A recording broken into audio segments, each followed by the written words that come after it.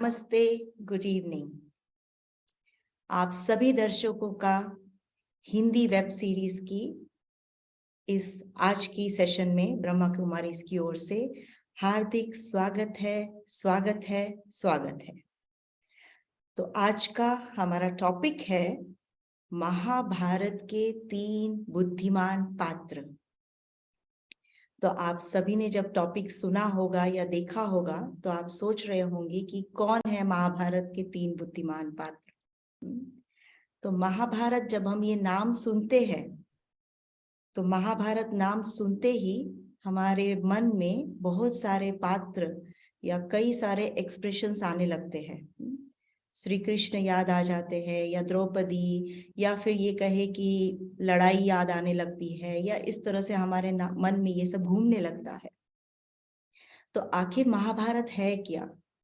महाभारत एक महाकाव्य है, अर्थात ये एक ऐसी गाथा है, महान गाथा है जिसमें कई सारी छोटी छोटी कहानियों का समावेश है।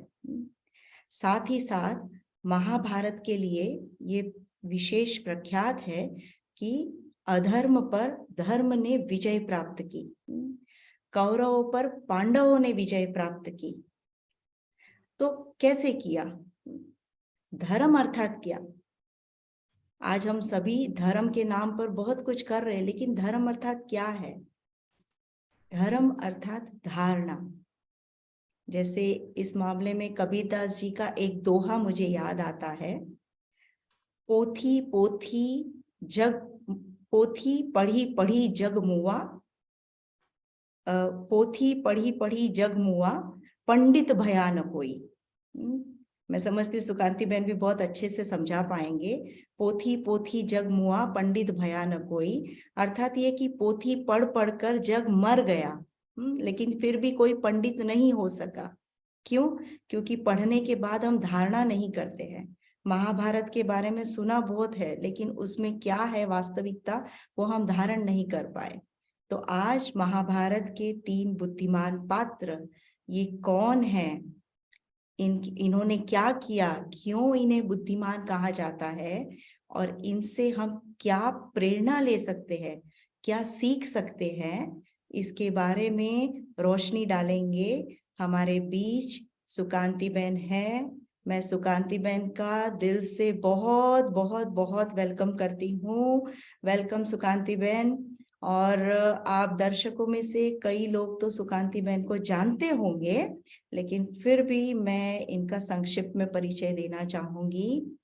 सुकांती बहन पिछले कई वर्षों से ब्रह्मा कुमारी से जुड़े हुए हैं। इन्होंने मुंबई से ब्रह्मा कुमारी का परिचय प्राप्त किया और उसके बाद इन्होंने भारत तथा नाइजीरिया में एक राजयोगी शिक्षिका के रूप में ब्रह्मा कुमारी के आश्रमों में अपनी सेवाएं प्रदान की, और वर्तमान समय से कुछ वर्षों से आप यूके के लेस्टर में स्थित है और यहाँ पर अपनी सेवाएं दे रही हैं। और सुकांती बहन के बारे में और क्या कहे, शास्त्रों का तो इनके अंदर भंडार भरा हुआ है। हमने बहुत सारी कहानियां इनके मुंह से सुनी हुई है। तो आज भी आप ऐसे ही हमें महाभारत के 3 बुद्धिमान पात्रों के बारे में बताएंगे। तो सुकांती बहन, वैसे मैं अपने दर्शकों से बताना चाहूंगी कि एंड में हम आपके क्वेश्चन आंसर्स भी लेंगे 10 मिनट्स के लिए। तो अगर आपके मन में कोई क्वेश्चंस आते हैं ड्यूरिंग द सेशन, या अगर आप पूछना चाहते हैं तो वो भी आप टाइप करके रख सकते हैं। बाकी सुकांती बहन, आपसे हम जानना चाहते हैं, क्योंकि बहुत आतुर है कि आखिर कौन है। मैंने भी जब ये टॉपिक सुना तो मैं अंदर में सोचने लग गई थी कि श्री कृष्ण होंगे या कौन होंगे।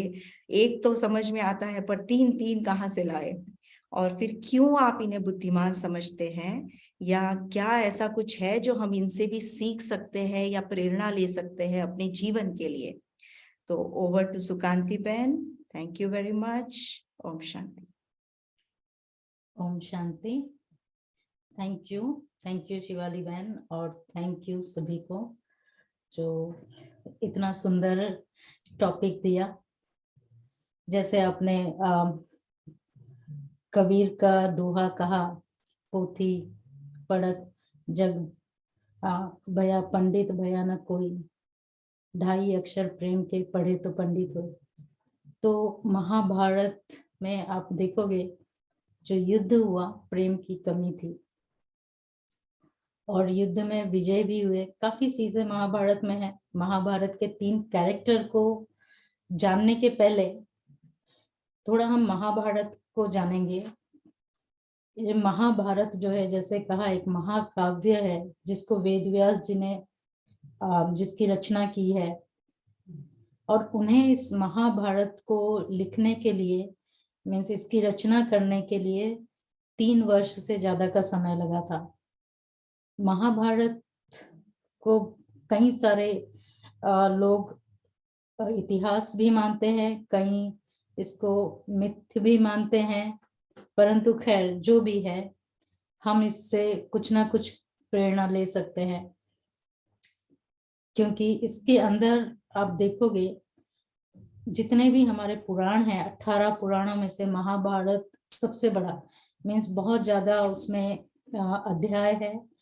और गीता का ये एक जो श्रीमद् गीता है वो भी महाभारत के अंदर इंक्लूडेड है, इसलिए इसका महत्व 18 पुराणों में से सबसे श्रेष्ठ है। महाभारत को पंचम वेद भी कहा गया है। 4 वेद जो हमारे फेमस है, वेदों का क्या महत्व है सनातन संस्कृति या हिंदू धर्म में, वो आप सभी अच्छे से जानते होंगे। तो इसको एक पंचम वेद के नाम से भी जाना जाता है। जो विद्वान है इसको पंचम वेद कहते हैं। जब हम छोटे थे तो हम सुना करते थे कि महाभारत का जो काव्य है उसको कोई भी अपने घर में रखना पसंद नहीं करता था। बाकी सभी पुराण रखते थे, जैसे मार्कंडेय है, ब्रह्मांड है, सब कुछ है, परंतु महाभारत रखने के लिए थोड़ा सा उनका संकल्प चलता था। लोग कहते थे कि महाभारत में काफी एग्रेसिवनेस है, लड़ाई झगड़ा ईर्ष्या हर चीज है, तो ये घर में नहीं रखते थे, इसलिए महाभारत से गीता को अलग करके प्रिंट कराया गया। परंतु देखा जाए तो आप जब महाभारत की स्टडी करेंगे, इसमें हमें इतने सारे जो कैरेक्टर्स मिलते हैं। मुख्य 3 बुद्धिमान कैरेक्टर्स की बात कही है। महाभारत के अंदर अगर देखा जाए तो मुख्य 40 से ज्यादा कैरेक्टर है, जो मेन पात्र है 40 से ज्यादा है, और सारे के सारे बुद्धिमान थे। ऐसा नहीं कि कोई कम बुद्धि ज्यादा बुद्धि, तो इसलिए बहुत मुश्किल है सिर्फ 3 पात्र चुनना। परंतु फिर भी मैंने मेरी तरफ से कोशिश की है इन तीनों पात्रों को, जो मुझे ठीक लगे कि ये सबसे ज्यादा बुद्धिशाली भी थे और साथ साथ सिर्फ बुद्धिशाली नहीं थे, परंतु प्रीत बुद्धि भी थे परमात्मा के साथ और धर्म के साथ। तो सबसे पहला जो सबसे तीसरे नंबर से हम शुरू करेंगे। सबसे तीसरे जो मेरी लिस्ट में है वो है विदुर।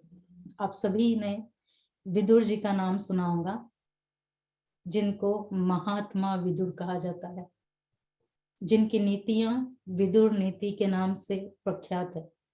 चाणक्य नीति तो अभी अभी निकली, लेकिन चाणक्य नीति भी, चाणक्य जी ने भी उन नीति की शिक्षा जिनसे ली थी वो है विदुर जी। तो विदुर नाम का अर्थ ही है बुद्धिशाली।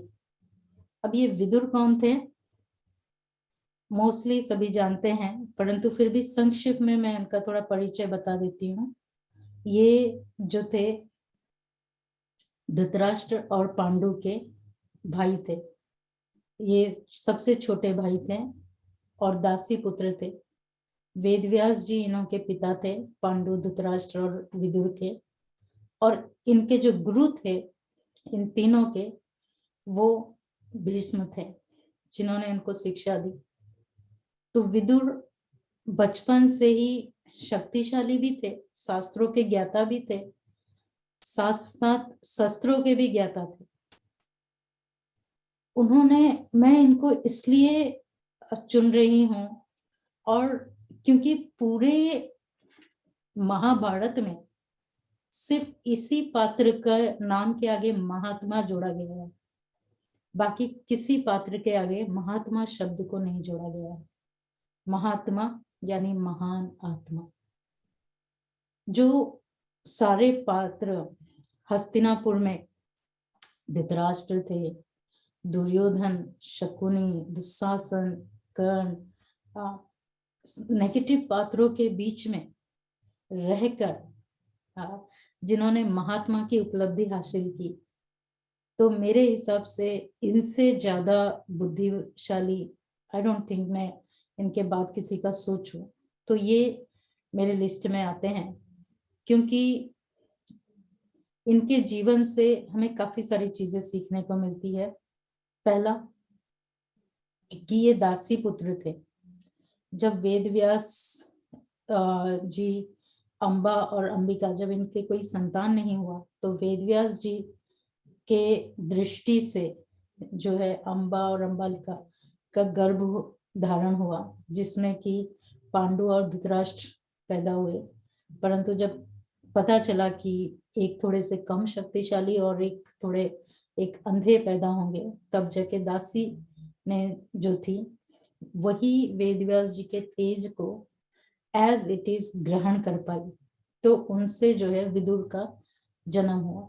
तो विदुर का अर्थ ही होता है बुद्धिशाली आत्मा, इंटेलिजेंट।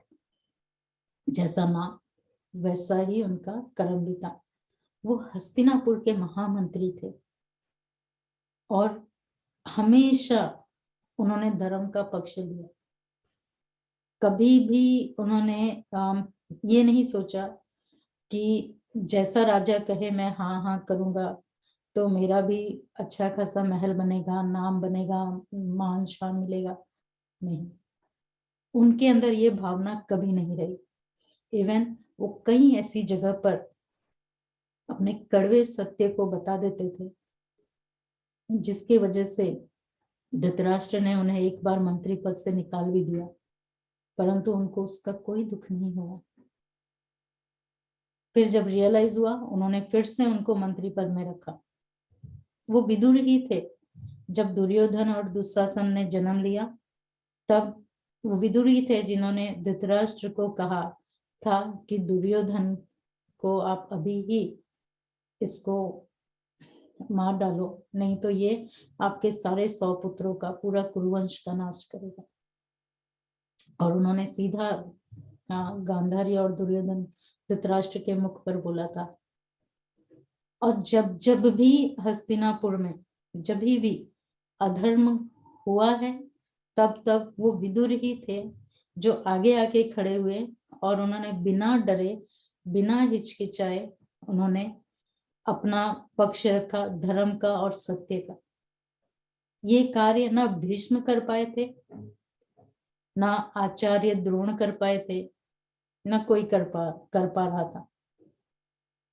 और विदुर की एक बहुत अच्छी जो बात ये भी थी, क्योंकि ये उनकी जो नीतियां थी, जैसे पांडु महाराज जब थे उन्होंने बहुत सारे युद्ध जीते, परंतु इसलिए नहीं जीते कि वो शक्तिशाली थे, शरीर से तो कमजोर थे जब पैदा हुए थे, परंतु नीति विदुर जी की थी, इसलिए पांडु भी जो है वो जीत पाए।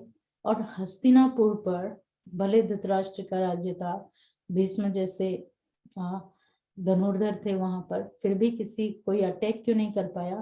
क्योंकि वो विदुर की नीति थी जो सारे आसपास के राज्य को मित्र राज्य बना के रखा था। तो उनकी नीति में बहुत सारी बातें हैं, लेकिन कुछ बातें जो उनके जीवन से भी रिलेट करती है, जैसे सत्य और धर्म का साथ देना। दूसरी बात आती है कि उन्होंने कभी भी अपने वेतन से अधिक राजकोष से नहीं लिया। जितना महामंत्री पद का जो भी सैलरी था उनका, वो उतना ही लेते थे। उनको कभी भी धृतराष्ट्र भी कई बार, भीष्म भी कई बार कहते थे कि तुम तो यहाँ बेटे हो, तुम हिस्सेदार हो, लो, लेकिन नहीं, जितना उनका होता था महामंत्री पद का उतना ही लेते, बल्कि उससे भी तो एकदम ध्यान रखते कि मैं कुरुवंश का, भले वो भी कुरुवंशी ही थे, परंतु फिर भी मैं अपने क्षमता से अधिक नहीं लूं। क्यों? क्योंकि कहा जाता है विदुर जो है यम का, धर्मराज का ही एक रूप थे, अंश थे। तो उन्हें ये पता था कि जहां हम खाएंगे वहां के हम होते जाएंगे। तो इसलिए जितना धन की आवश्यकता होती थी, जितना उनका वेतन, उतना ही, उससे ज्यादा नहीं लिया। और इसी वजह से जब श्री कृष्ण शांति दूत बन के आए तो वो किसी के भी राजभवन में नहीं रहे, विदुर जी के भवन में गए। विदुर जी राजमहल में नहीं रहते थे, और राजमहल से दूर, जितना उनके वेतन से जितना छोटा सा उनका घर बना था, उसी घर में वो अपनी पत्नी के साथ रहते थे। उनकी नीतियों में कई बातें आती हैं, जैसे समय के अभाव की वजह से मैं कुछ ही बातें लेंगी।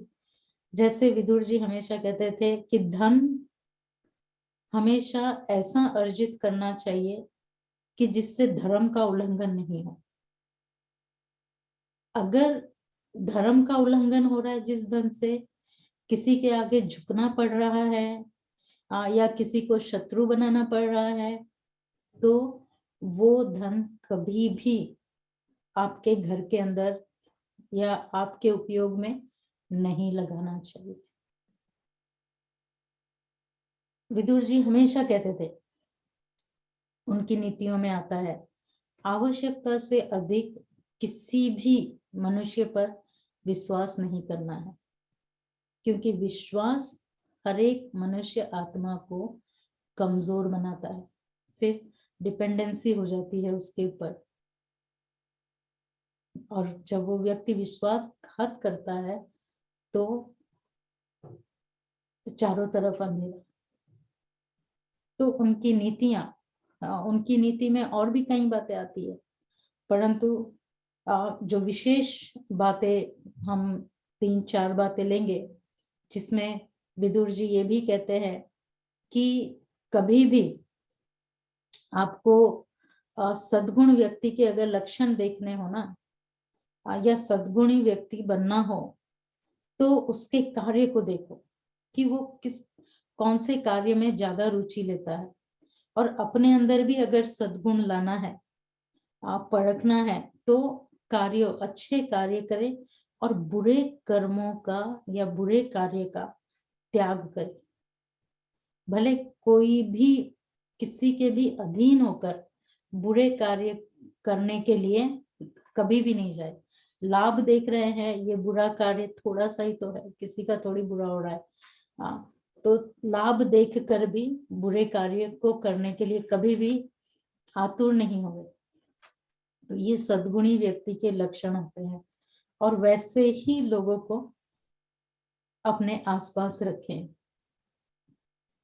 अगर किसी मनुष्य के अंदर विदुर जी की नीति के अनुसार काम, क्रोध और मोह है, तो ऐसा व्यक्ति आपको कभी भी धोखा दे सकता है। ऐसे व्यक्ति के से जितना हो सके अपने आप को, अपने परिवार को हमेशा दूर रखें, क्योंकि ऐसे व्यक्ति कभी भी आपका लाभ ले सकते हैं। ऐसे व्यक्ति दूसरे के धन को, दूसरों की स्त्री को, किसी भी चीज के ऊपर बुरी नजर डालने से अपने आप को नहीं रोक सकते, क्योंकि वो इन विकारों के अधीन होते हैं। तो विदुर जी से सीखने की बात कि आज के समय के हिसाब से देखा जाए तो कई लोग मानते हैं कि इस दुनिया में झूठ नहीं बोलो तो चल नहीं सकते। लोगों को, बॉस को खुश करने के लिए कभी कभी ऐसा करना पड़ता है, कभी कभी वैसा करना पड़ता है। हमें दुनिया में स्टेटस के लिए नहीं जीना है, हमें सुख शांति का जीवन चाहिए।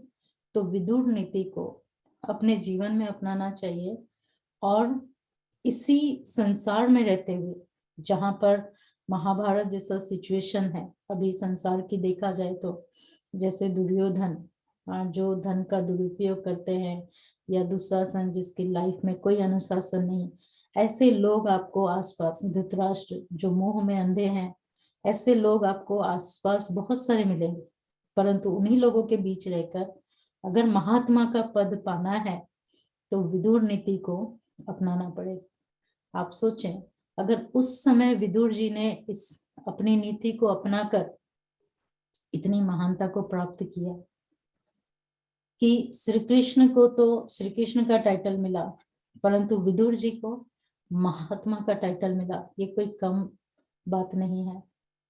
तो इसलिए हम उनसे सीखे कि भले एक साधारण से माँ से जन्म लिया, दासी थी उनकी माँ, कोई महारानी नहीं थी, परंतु दासी पुत्र होने के बावजूद भी उन्होंने अपने बुद्धि से, अपने धर्म के आचरण से, अनुशासन से अपने जीवन को महात्मा जैसा बनाया कि श्री कृष्ण भी उन्हें महात्मा का टाइटल देते थे। और वो उनके घर में खाना पसंद किया, रूखा सूखा भी खाना पसंद किया, परंतु राजमहल में खाना पसंद नहीं किया, न रहना पसंद किया। जबकि श्री कृष्ण द्वारिका के राजा थे, महाराजा थे, उनके लिए कोई कमी नहीं थी, वो अपना टेंट भी बांध सकते थे, परंतु फिर भी वहां रहे, क्योंकि ऐसे व्यक्ति के संग में कुछ समय बिताना भी बहुत महान बात होती है, महान आत्माओं के संग में। तो कभी भी लोभ और इच्छाओं के चक्कर में नहीं पड़े। तो ये मेरे जो बुद्धिशाली में मेरे हिसाब से विदुर जी। फिर जो हम दूसरा नंबर पर लेंगी उसमें थोड़ा सा क्लैश भी है, क्योंकि मैं महाभारत में बहुत सारे मेल और फीमेल दोनों कैरेक्टर्स हैं, परंतु जो शक्तिशाली और बुद्धिशाली, सहनशीलता का प्रतीक, जिसमें शक्ति भी हो और शीलता भी है, तो मेरे हिसाब से 2 जन आ रहे हैं, परंतु मैं एक ही को लेंगी क्योंकि सिर्फ 3 ही कैरेक्टर्स हैं, तो मैं लेंगी द्रौपदी जी को। महाभारत में द्रौपदी को काफी नेगेटिव में दिखाया गया है कि बड़े क्रोध में रहती थी वो, और उनको बहुत गुस्सा आता था। उन्होंने दुशासन का छाती का खून मांगा था, तभी बाल बांधेंगी बोला था। तो और अब देखेंगे वेद व्यास द्वारा जो रचित महाभारत है, उस महाभारत में द्रौपदी वस्त्रहरण का उल्लेख नहीं है। जी हाँ, चौरस खेला गया था, जुआ खेला गया था, लेकिन द्रौपदी वस्त्रहरण नहीं हुआ था उसमें। और ना ही द्रौपदी ने, उसमें ये भी वर्णन नहीं है कि जब दुर्योधन इंद्रप्रस्थ गए थे तो द्रौपदी ने ये बात नहीं कही थी कि अंधे का पुत्र है। ये वेद व्यास द्वारा रचित महाभारत में नहीं है। जो वेद व्यास द्वारा रचित महाभारत है वो संस्कृत भाषा में है। तो और बहुत संस्कृत भाषा में अगर आप पढ़ने जाओ तो उसमें ये 2 चीजें उल्लेख नहीं है। अब देखें, जिसको पंचम वेद का टाइटल मिला, जिस महाभारत महाकाव्य को, उसमें कितनी शालीनता वाली बात नहीं होगी सीखने वाली। और द्रौपदी जो यज्ञ से निकली थी, यज्ञ सेनी थी, जो देवताओं का वरदान था, उसमें कहा जाता है सभी देवताओं के वरदान से वो कुमारी द्रौपदी जो है यज्ञ से निकली। तो क्या देवताओं के इतने अवगुण थे कि वो सारा गुस्सा, सभी देवताओं ने अपना गुस्सा द्रौपदी में डाल दिया था? नहीं, बहुत शालीन और शांत स्वभाव की थी। बल्कि ऐसे कई सिचुएशन आए जहां पर धर्मराज युधिष्ठिर भी द्रौपदी से राय सलाह करते थे। जब पांडवों को 12 वर्ष का वनवास हुआ, तब जो पांडव थे, चारों भाई, भीम, अर्जुन, नकुल, सहदेव, तो भीम और अर्जुन जी को बड़ा गुस्सा आया था और उन्होंने कहा था 12 दिन भी 12 वर्ष के समान माना गया है शास्त्रों में, तो हम लड़ने चलते हैं। 12 दिन हो गए, हम युद्ध करेंगे, अपना राज्य ले लेंगे। कहा जाता है तब द्रौपदी ने और धर्मराज युधिष्ठिर ने, द्रौपदी ने भी उतना ही उनका उसमें पार्टिसिपेट था, समझाया था कि नहीं, अगर हमें युद्ध करना है तो हमारे पास तैयारी क्या है। क्या हम बिना राज्य के, मना बिना सैनिकों के, बिना किसी अस्त्र शस्त्र के, अपने इन्हीं अस्त्रों से हम उनके साथ लड़ेंगे? क्योंकि ये जो लड़ाई होगा ये सिर्फ 100 कौरव और 5 पांडवों के बीच नहीं होगा, इसमें बाकी भी सब पार्टिसिपेट करेंगे। भीष्म पितामह भी आएंगे, द्रोणाचार्य भी आएंगे, अश्वत्थामा भी, कर्ण भी अपने राज्य के सैनिकों के साथ आएंगे, अश्वत्थामा भी अपने राज्य को सैनिकों के साथ आएंगे। तो इसलिए हम ये 12 वर्ष को अपनी तैयारी के अपॉर्चुनिटी के रूप में लेंगे और हम अपनी तैयारी करेंगे, अपना आंतरिक शक्ति भी बढ़ाएंगे और बाहर की शक्ति भी बढ़ाएंगे।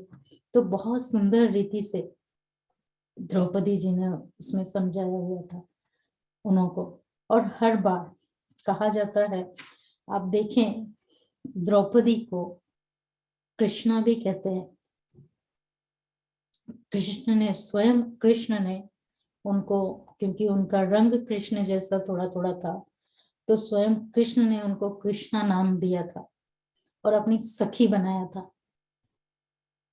उनका सखा सुदामा था, लेकिन सखी द्रौपदी थी, जिससे वो अपने दिल की बात करते थे और द्रौपदी अपने दिल की बात करती थी। तो ऐसी जो महिला थी, स्त्री थी, क्या उसके अंदर इतना क्रोध होगा या इतना ईर्ष्या बदले की भावना होगी जिसको कृष्ण अपना सखा बनाए? क्या ऐसे व्यक्ति को कृष्ण अपना सखा बनाएंगे? ऐसे व्यक्तित्व वाले के साथ कृष्ण रहना पसंद करेंगे? नहीं। तो बहुत ही सुलझी हुई और शक्तिशाली स्त्री थी द्रौपदी, इसलिए। और कृष्ण के जैसा सिर्फ उसका वर्ण नहीं था, बल्कि कृष्ण जैसे उसमें क्वालिटीज भी थी। और इतनी धर्म की उसके ज्ञान था, क्योंकि नाम ही उसका यज्ञ से नहीं। ये हमारे लिए सीख वाली क्या बात होती है। एक तो 5 पांडवों की वाइफ थी वो, परंतु 5 पांडवों की वाइफ होने के बाद भी ऐसा नहीं कि उस समय ये कोई नई बात थी। ऐसे कई सारे उनके पहले भी जो शास्त्रों में लिखा गया है, कई सारे उनके पहले भी जो स्त्रियां थी, किसी ने 10 से, किसी ने 12 पुरुषों से ऐसे शादियां रची हुई थी। आज भी आप देखेंगे कई गांव साइड में ऐसे होता है कि 1-2 भाइयों की एक ही वाइफ होती है, वो उनका वो शायद विधि ये होता है, जो भी होता है। तो इसका मतलब ये नहीं कि 5 पतियों के साथ उसने शादी करके कुछ गलत किया था, बल्कि उसके पीछे भी कई रहस्य थे जिसके वजह से उनको करना पड़ा। तो 5 पतियों के साथ होने के बाद भी उसको सती के इसमें टाइटल मिला, जिसमें सीता जी, कुंती जी, अहल्या जी, अनसुईया जी शामिल थी। सो 10 सतियों में से 5वें में स्थान के अंदर द्रौपदी जी को स्थान मिला।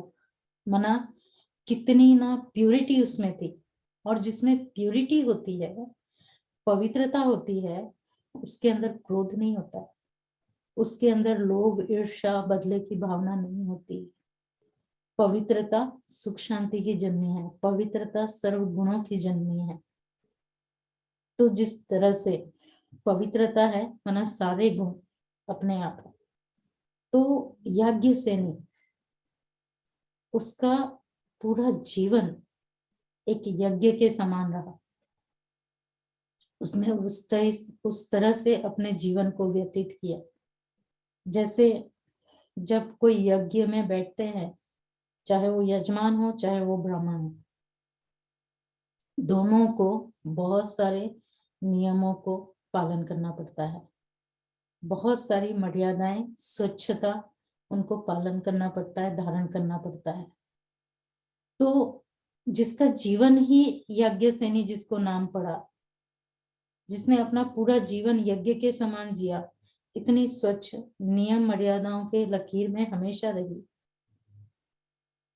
हाँ, जिनका नाम सती के सतियों में जोड़ा गया, जिनको कृष्ण अपना सखी कहता था, आप सोचे उनके मुख से कभी भी किसी को दुख देने वाले शब्द निकल ही नहीं सकते। और ये घटना का वर्णन है महर्षि द्वारा रचित, महर्षि व्यास द्वारा रचित महाकाव्य महाभारत में, कि जब इंद्रप्रस्थ देख रहे थे दुर्योधन, उसकी चकाचौंध में इतने फंस गए कि उन्हें पता ही नहीं चला, वो गिर पड़े या पांव फिसल गया या उसको कारपेट समझ के पानी में गिर पड़े। परंतु उस समय द्रौपदी जी वहां नहीं थी, द्रौपदी जी वहां थी ही नहीं जो ऐसे शब्द बोले। हाँ, कुछ दासियां थी जिन्होंने थोड़ा सा हंसी मजाक किया, जिसका दुर्योधन जी को बुरा लगा। द्रौपदी वस्त्र हरण भी व्यास जी के महाभारत में नहीं लिखा हुआ। ये जब महाभारत का ट्रांसलेशन हुआ संस्कृत में भी, उस समय भी नहीं था उसमें। ये बहुत समय के बाद 18वीं शताब्दी में इसको एडिशन में डाला गया, वस्त्रहरण को। और जब डाला गया तो उसका रूप रंग ही अलग रूप से डाला गया था। जैसे आजकल फिक्शंस दिखाते हैं कि श्री कृष्ण वहां आ गए या इतना वहां से कपड़ा निकला और गया, इस टाइप से भी नहीं दिखाया गया। 1826 या 36 के समय की बात है, जब आचार्य भट्टाचार्य जी थे, उन्होंने पहला नाटक रचा था थिएटर में, हॉल में, महाभारत फर्स्ट टाइम। लेकिन जब उन्होंने वो महाभारत ड्रामा के रूप में किया, बहुत कम ग्राहक आए। उन्होंने सोचा था कि रामलीला में इतने लोग आते हैं तो महाभारत तो बहुत फेमस है, उसमें बहुत सारे लोग आएंगे। परंतु देखा गया कि बहुत कम लोग आए और ड्रामा इतना अच्छा चल नहीं रहा था। फिर उन्होंने उसमें द्रौपदी वस्त्रहरण को ऐड किया, द्रौपदी वस्त्रहरण को ऐड किया। तब जाकर कहा गया कि उसके बाद जो हॉल था भरने लगा उस सीन को देखने के लिए, उस सीन की वजह से फेमस हुआ।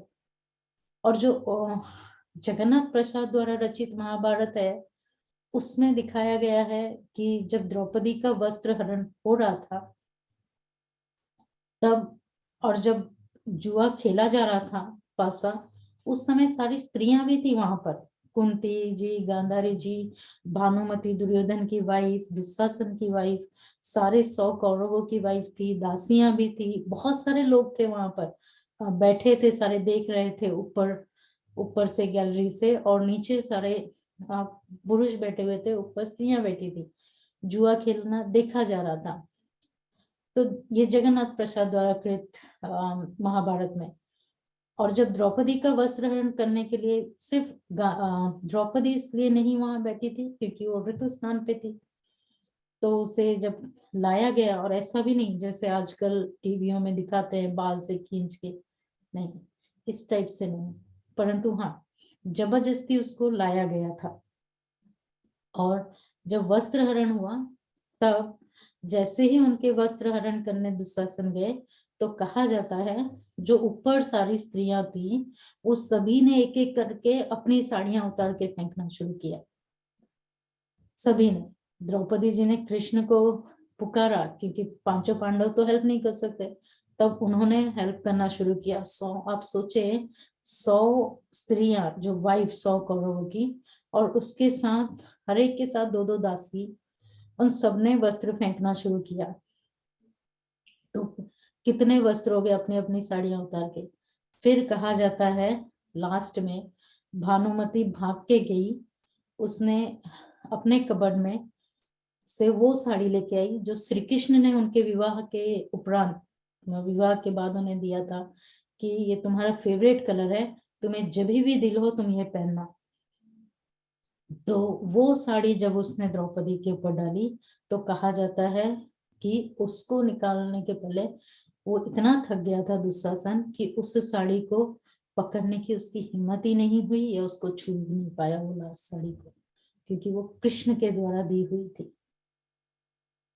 तो ये उस महाभारत में रचित है। तो कई सारी ऐसी चीजें हैं, परंतु हमें चले जो भी हैं उन सबको एक तरफ करके जो हम सीख रहे हैं, जो हमें सीख लेना है कि 5 पांडवों की पत्नी थी, परंतु कभी भी उन्होंने जैसे यज्ञ से उत्पन्न हुई वो, और उसका पूरा जीवन उसने यज्ञ के समान व्यतीत किया। कोई भी परिस्थिति में उसने अपने पांडव और भी शादियां किए, सब कुछ किए, परंतु द्रौपदी जो पतिव्रता सती कहलाई, बाकी कोई नहीं कहलाया। हाँ। और दूसरा जीवन से हम उनका ये भी सीखे कि उसने कृष्ण को अपना सखा बना दिया जिसने, तो आप सोचें उसके अंदर कितनी ना धारणा होंगी जो कृष्ण को भी अपना सखा बना दिया। एक सुदामा, अर्जुन तो थे ही, सुदामा थे ही, लेकिन द्रौपदी, कृष्ण और अर्जुन रिलेशन में होते हैं लौकिक में, मीन्स बुआ और भाई भाई का रिलेशन भी था उनका, फ्रेंडशिप जैसा था, परंतु जो द्रौपदी के साथ जो रिलेशन था वो कुछ डिफरेंट ही था। ये इतना प्यार कृष्ण के साथ कि, और इतना उसका धर्म के प्रति आकर्षण, जैसे कहा कि भले पोथी पढ़ लिया लेकिन पंडित नहीं बने, प्रेम के 2.5 अक्षर पढ़े तो पंडित हो गए। मना सिर्फ प्यार, इतना दिल का उसका, एक उसके पतियों के प्रति वो पतिव्रता थी, दूसरा अपनी सखा के प्रति उसका इतना प्यार था कि वो कोई भी सिचुएशन में उसे याद करती और वो ऐसे हाजिर हो जाते हर जगह, चाहे वो दुर्वासा ऋषि का जब भोजन के लिए आए उस समय का हो या कोई भी समय का हो, वो हाजिर हो जाते थे। तो द्रौपदी ने जो भी नियति को हुआ, नियति में उसकी थी, उसने एकदम शांति और सहनशीलता से स्वीकार भी किया, और साथ साथ पत्नी धर्म के साथ साथ उसने एक क्षत्राणी का भी धर्म निभाया। जब जरूरत पड़ी तब वो अपने पतियों को हिम्मत भी दिया उसने लड़ने के लिए, और उनको युद्ध भूमि में उनका ताकत भी बनी रही। वो तीसरे character of course Shri Krishna, क्योंकि उनके बिना महाभारत, क्योंकि श्री कृष्ण के बाल्यकाल से महाभारत की कथा शुरू होती है, और श्री कृष्ण के जैसे ही स्वर्ग श्री कृष्ण पधारते हैं, शरीर त्याग करते हैं, वैसे ही पांडव भी स्वर्ग की ओर प्रस्थान कर लेते हैं। तो जहां से शुरू हुआ और जहां खत्म हुआ, तो वो मेन और सबसे वाइज कैरेक्टर कृष्ण। कृष्ण कृष्ण सिर्फ कृष्ण के रूप में पैदा हुए, परंतु उन्होंने अपना जीवन श्री कृष्ण, श्री शब्द तक पहुंचाया। कहीं मानते हैं, हम सभी भी इस बात को मानते हैं कि देवात्मा थे, कहीं कहते हैं भगवान थे, कहीं कहते हैं स्वयं परम ब्रह्म थे, कहीं कहते हैं विष्णु के अवतार थे। मान्यताएं अपनी तरफ हम रखें, उन मान्यताओं को एक तरफ रखकर अगर हम सिर्फ श्री कृष्ण के जीवन पर एक साधारण मनुष्य आत्मा के रूप में देखें, तो एक पुरुषार्थी जीवन के रूप में देखें, तो हम उनके जीवन से क्या सीख सकते हैं।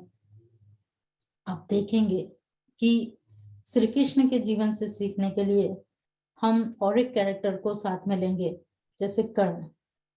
क्यों? क्योंकि हम देखेंगे इन दोनों में समानता बहुत थी, परंतु एक का जीवन सीखने लायक बना और एक का जीवन इतना आदर्श वाला नहीं बना। एक परम पुरुष श्री कहलाए और एक सिर्फ दानवीर कर्ण में लगे। तो जो सिमिलरिटी है वो हम पहले देखेंगे कि कर्ण का जन्म कुंती से होता है और कुंती जी जैसे ही जन्म होता है उनको नदी में बहा देते हैं और जो एक सारथी के घर में अपने माँ से बिछड़ जाते हैं और एक सारथी के पुत्र के रूप में बड़े होते हैं।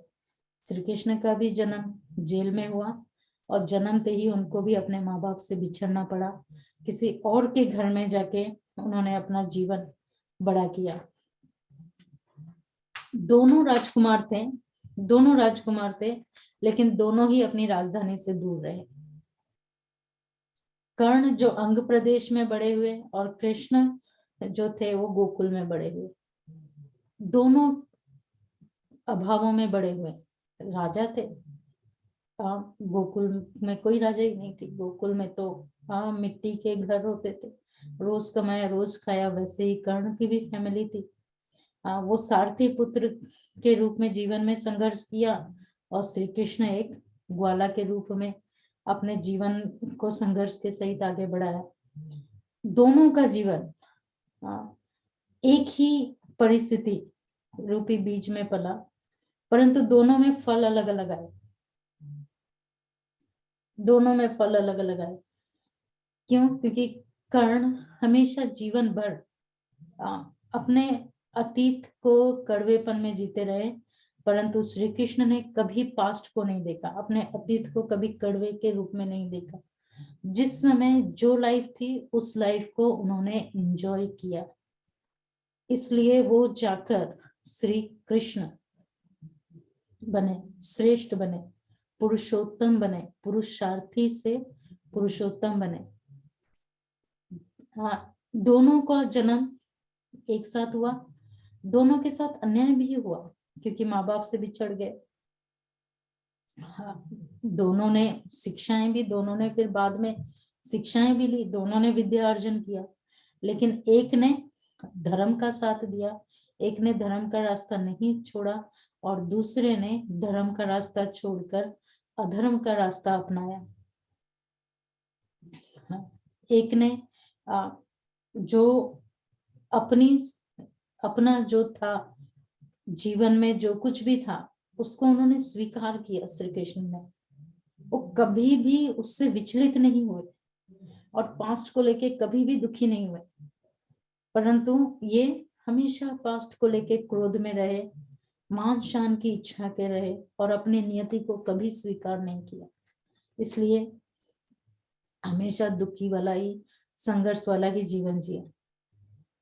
तो जैसे मैंने कहा, अगर हम थोड़ी देर के लिए भी कृष्ण को भगवान या देवता नहीं मान के एक साधारण सा मनुष्य आत्मा मानते हुए चले, तो आप देखेंगे कि उन्हें कुछ भी खोने का डर नहीं था। अपनी लाइफ में प्रेजेंट समय को वो हमेशा उस प्रेजेंट को एंजॉय किया। पास्ट को लेके ना कभी दुखी हुए, ना किसी को दुख दिया कि मेरा पास्ट ऐसे भी था। जैसे कई लोग कभी कभी, आजकल क्या होता है ऑफिस में बहुत प्रॉब्लम्स होते हैं ना, कभी बॉस के साथ झगड़ा हो जाता है, कुछ होता है, तो कहते हैं कि अरे हमारा तो घर आके फिर आपको पता नहीं है, किसी ने कुछ कह दिया, आपको पता नहीं है मेरा कितना मूड ऑफ है, मेरा टारगेट अचीव नहीं हुआ, मेरा एंडिंग चल रहा है, या क्या था ऑडिट चल रहा है, ये चल रहा है, मेरे बॉस ने ये कह दिया, कह के सारा गुस्सा अपने दोस्तों पर निकालेंगे या अपने फैमिली पर। लेकिन श्री कृष्ण ने ये कभी नहीं, अपने पास्ट या चीज को कभी नहीं उन्होंने किया। मुझे जो श्री कृष्ण की जो बातें प्रभावित, जो बहुत मुझे अच्छी लगी, मैं वो 2 बातें लेके फिर पूरा करेंगे समय को देखते हुए। सबसे पहला जो चीज था, जब वो शांति दूत बन के गए हस्तिनापुर में, उन्होंने बहुत अच्छी बात कही थी शांति के लिए। जब वो सभा में गए, महाराज को हाँ, उन्होंने प्रणाम करते हुए जब अपना परिचय दिया कि मैं शांति दूत बनकर आया हूँ, तब धृतराष्ट्र ने कहा कि कहिए यदुवंशी श्री कृष्ण कि मेरे अनुज पुत्र से आप क्या प्रस्ताव लेके आए हैं। तो उन्होंने कहा कि मैं आपके अनुज पुत्रों के वहां से नहीं आया हूँ, मैं किसी के साइड से नहीं आया हूँ, मैं शांति प्रस्ताव लेके आया हूँ, मैं अपनी तरफ से आया हूँ। तब उन्होंने कहा कि शांति का क्या प्रस्ताव है। और नहीं, उन्होंने कहा था मैं शांति दूत बनकर आया हूँ, शांति प्रस्ताव नहीं कहा था, शांति दूत बनकर आया हूँ। तब धृतराष्ट्र जी ने पूछा था क्या प्रस्ताव है शांति के लिए। तो जो श्री कृष्ण का जवाब था बड़ा सुंदर था। उन्होंने कहा कि शांति कोई प्रस्ताव नहीं है महाराज जिस पर वाद विवाद किया जाए या बैठकर चर्चा किया जाए, विचार विमर्श किया जाए। नहीं, शांति ये एक आवश्यकता है। हाँ, शांति जो शांति के पक्ष में नहीं है वो मानवता के पक्ष में नहीं है। ये 4 लाइन आप, मैं फिर से रिपीट करती हूँ, समय कम है इसलिए मैं इसको ज्यादा एक्सप्लेन नहीं करेगी, परंतु हम जरूर इसके ऊपर ध्यान देना कि शांति कोई प्रस्ताव नहीं है जिस पर विचार किया जाए या वाद विवाद किया जाए। आज दुनिया भर में शांति के लिए कितने कॉन्फ्रेंस होते हैं, वाद विवाद करते हैं लोग। अभी वॉर चल रहा है, लोग बातें करते हैं कि ये वॉर कैसे रोके, ये करो वो करो, तुम एक्शन लो तुम एक्शन लो, लेकिन कोई सामने से नहीं ले रहा। तो शांति कोई बैठ के चर्चा करने का विषय नहीं है। हाँ, तो ये आवश्यकता है, माना जरूरी है। ये नहीं कि मैं ये विटामिन खाऊं नहीं खाऊं, मुझे ग्लूकोज जिस समय मुझे ऑक्सीजन चाहिए चाहिए ही चाहिए, उस समय डिस्कशन नहीं चलेगा मैं लगाऊं नहीं लगाऊं, नहीं। तो जो शांति के पक्ष में नहीं है वो मानवता के पक्ष में नहीं है। दूसरी बात जो मुझे श्री कृष्ण जी की बहुत प्रभावित की थी और जिसे हर किसी को अपने जीवन में लाना चाहिए, जब श्री कृष्ण जी को दुर्योधन ने भोजन के लिए बुलाया तब उन्होंने बहुत सुंदर बात कही थी, भोजन हमेशा 2 स्थानों पर किया जाता है। ध्यान रखें, भोजन हमेशा 2 स्थानों पर किया जाता है, या तो अतिथि के यहाँ जहां पर आप गेस्ट बन के गए हो, या फिर मित्रों के निवास स्थान पर या किसी दोस्त के घर में। उसके अलावा कहीं भोजन नहीं किया जाता। तो इसलिए वैसे तो श्री कृष्ण के जीवन से सीखने की कई सारी बातें हैं, जैसे उनकी सिचुएशन थी हमारी सिचुएशन वैसी नहीं थी। वो हर संबंध में परफेक्ट थे, भले प्रेमी के रूप में वो राधा के प्रेमी थे, राधा का उनका मिलन नहीं हुआ कहते हैं शास्त्रों के हिसाब से, परंतु फिर भी हर कोई श्री कृष्ण जैसा ही प्रेमी चाहता है, हर कोई श्री कृष्ण जैसा बच्चा चाहता है, हर कोई श्री कृष्ण जैसा पति चाहता है, हर कोई श्री कृष्ण जैसा सखा चाहता है। यानी वो सर्व संबंध में एक परफेक्ट पैकेज है, जिन्होंने इसी धरती पर जीवन जीकर करके दिखाया। तो वो यहाँ परफेक्ट थे इसलिए यहाँ भी परफेक्ट थे, सब संबंधों में परफेक्ट थे, इसलिए योगेश्वर कहलाए राज करते करते भी। तो यहीं पर मैं पूरा करती हूँ। ओम शांति।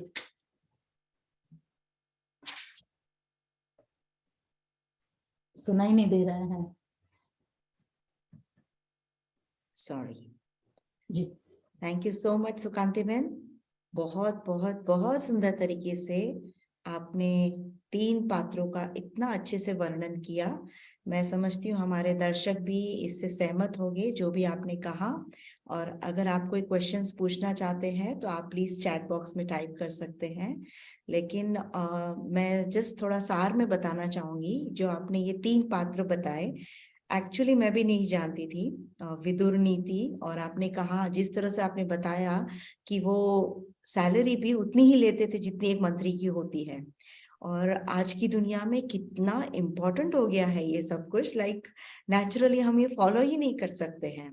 और उसके बाद से आपने द्रौपदी जी के जो सीक्रेट्स बताए कि उन्होंने वो अंधे की पुत्र अंधा नहीं कहा था, या फिर उनका चीरहरण जो ओरिजिनल वेद जी का लिखा हुआ महाभारत है, तो ये बहुत नई बात जानने को मिली।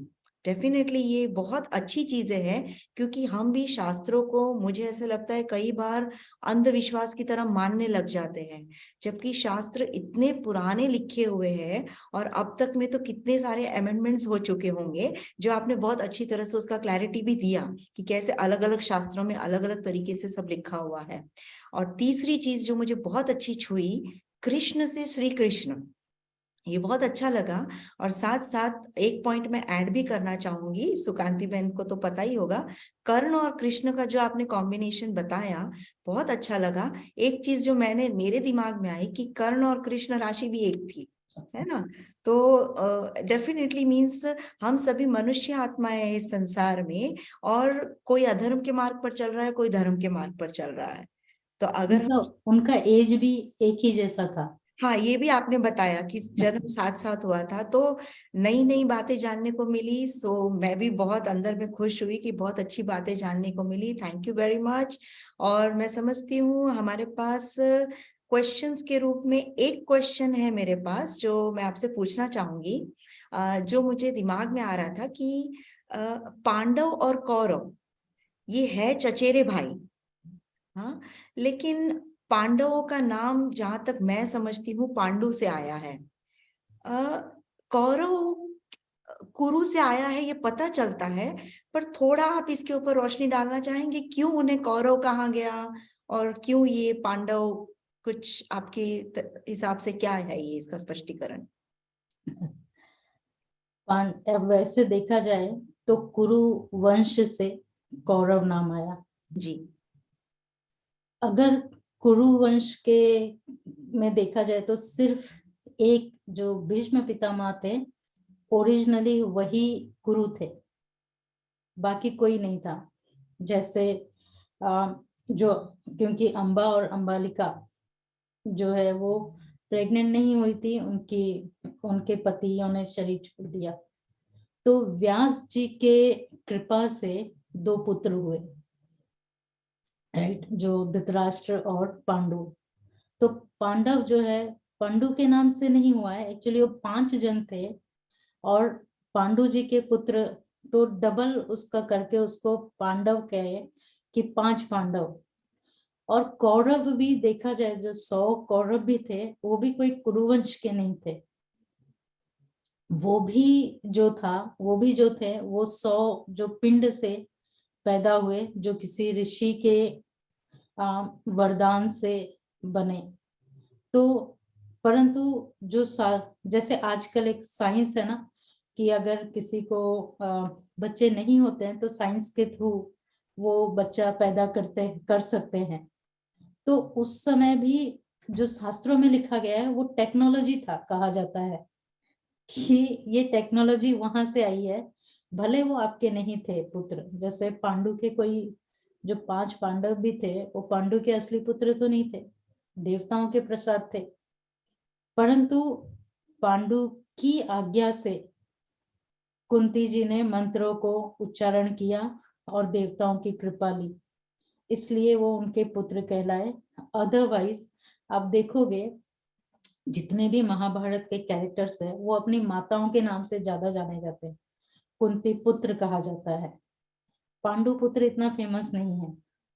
गांधारी पुत्र कहा जाता है, देवकी नंदन कहा जाता है, गंगा पुत्र भीष्म कहा जाता है। तो माँ उस समय ज्यादा इंपॉर्टेंट होती थी, माता के नाम से पुत्रों का परिचय होता था।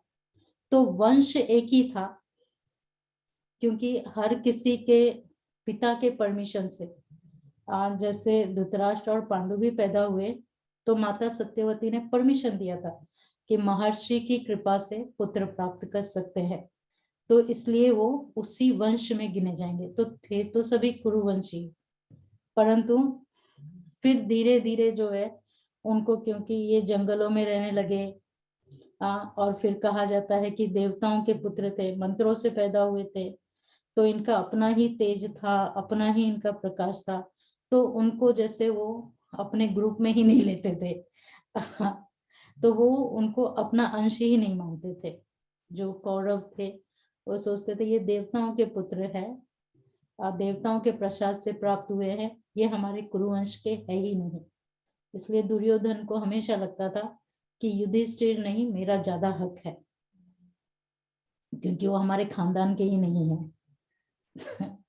तो इसलिए वो पिता के नाम से धृतराष्ट्र को कौरव इसलिए ही कहा गया। कौरव तो वो भी थे और कौरव ये भी थे, कुरुवंश के लोग कौरव कहलाते थे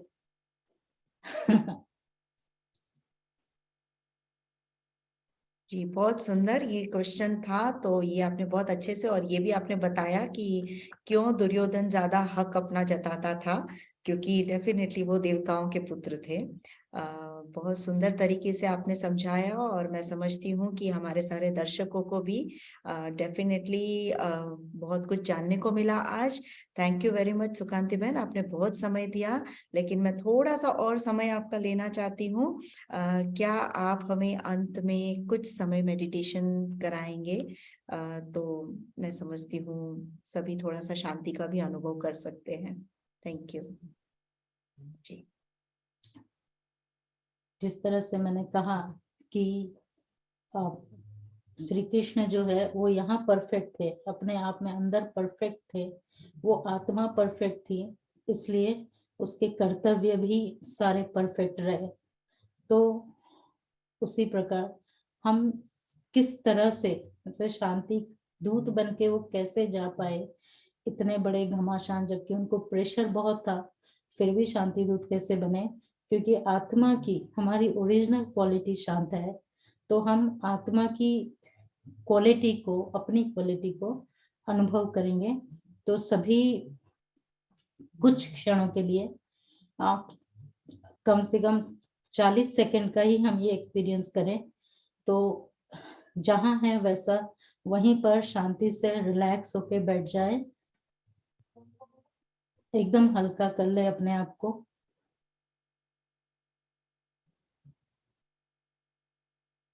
जिस तरह से अपने शरीर को हल्का कर लिया है, वैसे ही अपने मन को भी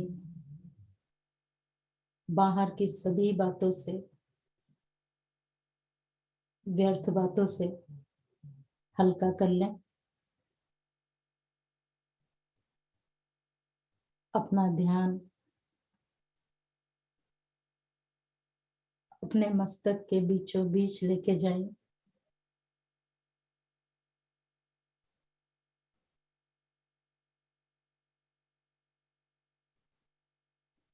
अनुभव करें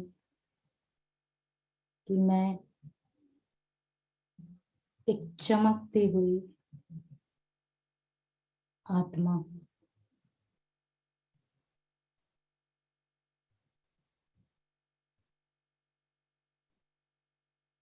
मैं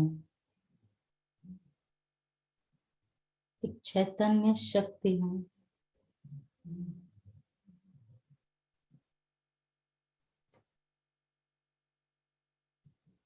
मैं शांत स्वरूप आत्मा हूँ।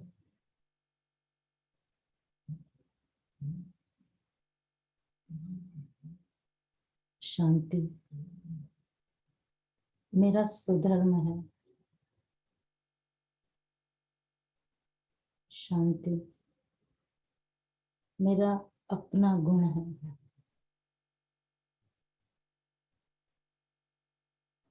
मेरे चारों तरफ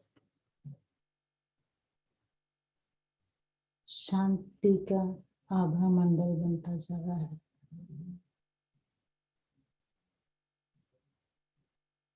शांति की किरणें चारों तरफ फैल रही है।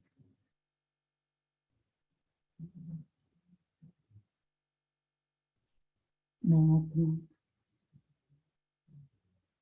इस शांति को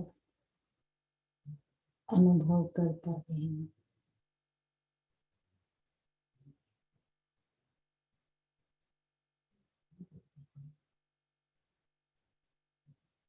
शांति की किरणों से मेरी सारी कर्मेंद्रियां शांत, शीतल अनुभव करें।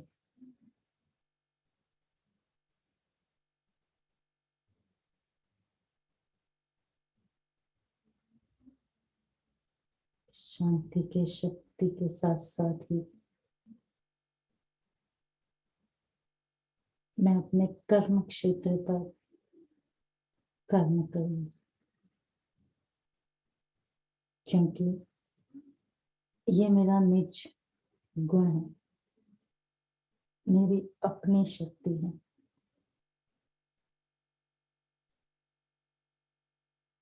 ओम शांति शांति शांति।